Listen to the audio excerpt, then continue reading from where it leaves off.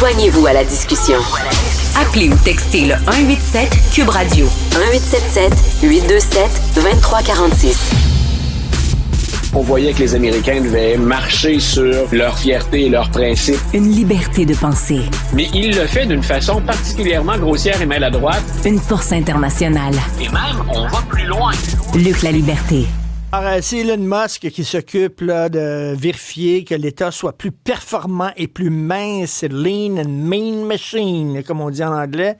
Et sauf qu'il va couper pas nécessairement avec un petit ciseau de dentelle, mais plutôt avec une scie mécanique.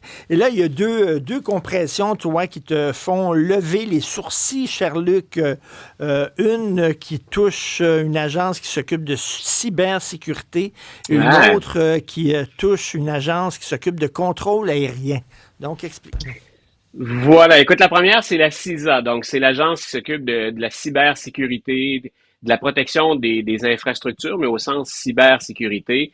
C'est une agence qui a été créée en 2018. Pourquoi en 2018?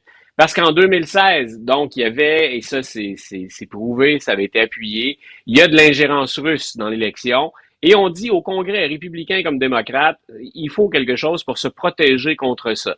Donc, on peut penser hacker, on peut penser piratage, on pense Russie, on peut penser Chine. On a débattu de ça chez nous aussi au Parlement. Donc, cette agence-là fait partie des agences dans lesquelles on effectue des coupes très, très sévères présentement. Et ce qui est dangereux, bien sûr, là-dedans, c'est, écoute, ça s'invente pas, c'est au moment où on dit aujourd'hui, non seulement on va s'entendre avec la Russie sur l'Ukraine, on parlera pas à l'Ukraine tout de suite en passant, on va commencer par se partager ça entre nous, Américains et Russes, et on a de beaux projets de coopération pour l'avenir. Donc, celui que Joe Biden voulait mettre dehors, celui dont Joe Biden avait dit qu'il était un assassin, Vladimir Poutine, devient cet allié potentiel, au potentiel immense pour des projets de coopération.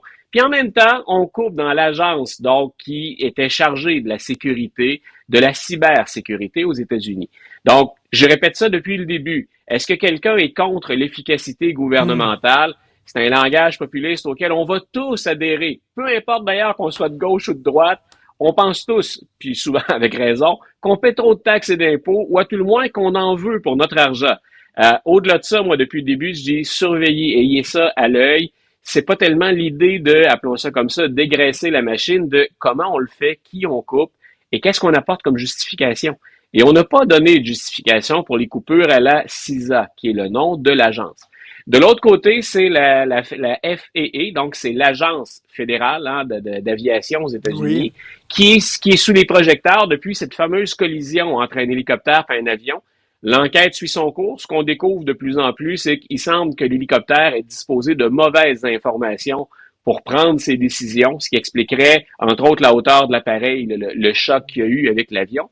Mais parmi les informations qui circulaient, il y avait le fait qu'on manque de contrôleurs aériens aux États-Unis et qu'on manque au sein de la FAA d'agents. Et là, c'est une couple de 400 employés, donc qu'on effectue à la FAA, alors que ce qu'on déplore, c'est un manque d'employés. La seule justification qu'on a donnée jusqu'à maintenant à ces coupures-là, c'est on n'a pas coupé dans les contrôleurs aériens. Donc, les 400 sont à un autre niveau ou dans d'autres fonctions que les contrôleurs aériens. Est-ce que ça va nous garantir une plus grande sécurité dans les airs? Est-ce que ça veut dire que le personnel qui est à l'emploi de l'agence peut être surtaxé, comme c'était le cas au moment de l'accident? Il y avait un contrôleur aérien, là où habituellement il y aurait dû en avoir 2. Mais donc, c'est une autre coupe massive. 400, là, c'est énorme, on parle vraiment... Ah, c'est énorme. Même à la hauteur, avec la taille de l'appareil gouvernemental américain, de l'État américain, 400, ça demeure une coupe qui est brutale, qui est radicale. Donc, ce sont 2 agences qui sont touchées par les coupures. Et je sais pas si j'avais eu le temps de t'en parler hier, parce que ça s'invente pas non plus. Quand on parle de sécurité, on a coupé aussi dans la gestion de la sécurité nucléaire aux États-Unis. Et on a tellement congédié de gens en même temps qu'on s'est même pas aperçu qu'on avait congédié les gens qui gèrent le stock de nucléaire aux États-Unis. Et on a été coupé de communication pendant un temps avec eux parce qu'ils devaient... ils avaient plus leur adresse courriel pour le gouvernement américain. On n'avait pas toujours le numéro de téléphone. Donc, à un moment donné, on a regardé les coupures et on a dit, si on veut les armes nucléaires, ce serait intéressant qu'on dispose de ces gens-là. Et là, il a fallu faire des pieds et des mains pour les rejoindre. Et tout ça est vérifiable. Là. Ça a toujours l'air énorme, mais c'est énorme. Ben c'est ça. Si c'était des coupes dans la graisse, couper dans la graisse, tout le monde est pour. Là. Voilà. Mais tu sais, c'est que là, ils sont en train de couper dans des postes importants, là, des postes sur Écoute, le terrain, c'est ça. La cybersécurité, c'est tout ce qui va être désinformation, piratage, hackage. La désinformation, on le sait qu'il peut s'en faire, puis c'est pas toujours le propre des républicains non plus, des démocrates en ont fait. On sévit partout. Mais quand c'est de l'ingérence étrangère pour sciemment planter de la désinformation, il me semble que c'est le minimum pour un gouvernement de vouloir lutter contre ça puis de s'assurer qu'on ait les effectifs nécessaires. On est en train de laisser tomber des remparts peu à peu.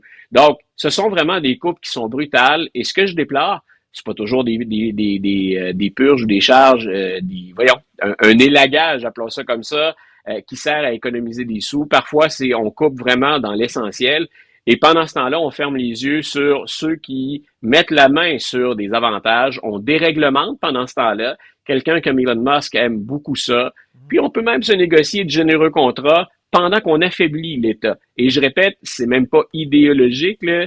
Quand on parle de cybersécurité ou d'armes nucléaires, on devrait avoir le personnel nécessaire pour bien gérer ça.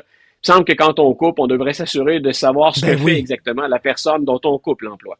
Ben oui, tout à fait. Les gens qui t'écoutent attentivement savent que tu critiques autant les républicains que les démocrates, autant la gauche que la droite. Dans la chronique, les démocrates ont rien compris, la gauche a rien compris. Tom Hanks, il était au gala le 50e anniversaire de Saturday Night Live. Ouais, SNL.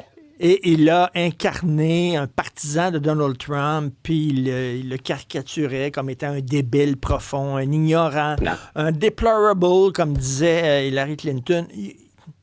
Ils n'ont rien compris. Écoute, il y a un article qui commence à dater, mais que j'avais pris la peine de rédiger exactement pour éviter ça. Je t'ai toujours dit, hein, quand je critique Trump, c'est pas de gauche ou de droite, c'est ce qu'il propose ou ce qu'il fait, comme ce qu'il fait avec la Russie présentement, c'est on change l'ordre des choses complètement. Là. C'est plus gauche ou droite, c'est on réinvente le monde d'une certaine façon. Et j'avais écrit un article dans lequel j'avais bien précisé qui étaient les partisans de Donald Trump. Et souvent, on va en faire des caricatures en disant que ce sont des gens qui n'ont pas d'éducation, on les présente comme les pires des rednecks, et c'est en supposant que c'est vrai, c'est pas beaucoup de gens, ceux que Hillary Clinton qualifiait de deplorables. Il y a des gens éduqués, il y a des gens des technologies, il y a des gens qui sont des libertariens, mais il y a tout un éventail. D'ailleurs, on va pas chercher 50% du vote si on ne mise que, appelons-les comme ça, là, mais j'aime pas l'étiquette, les deplorables. Ça veut dire qu'il y a plein de gens qui ont critiqué la machine, qui croient qu'on ne va pas dans la bonne direction. Et je te disais, c'est au début de la semaine ou à la fin de la semaine dernière, je te disais, les démocrates, même quand ils se rencontrent ces jours-ci, ils n'ont pas l'air d'avoir encaissé le message. C'est pas en méprisant des gens, en les prenant de haut, même en supposant qu'on ait raison, qu'on va faire que ces gens-là vont voter pour nous. Faut être plus séduisant, ou encore, c'est un vieux concept en pédagogie, hein, faut aller les chercher là où ils sont. Parlez-leur de leur vie quotidienne, parlez-leur de leurs préoccupations, puis montrez que votre programme est meilleur que celui d'adversaire. Ça sert à rien de leur faire la morale. Ça sert à rien de montrer votre supériorité. Et c'est là, je pense, où beaucoup de démocrates tirent de ce côté-là, mais ça semble pas faire l'unanimité encore.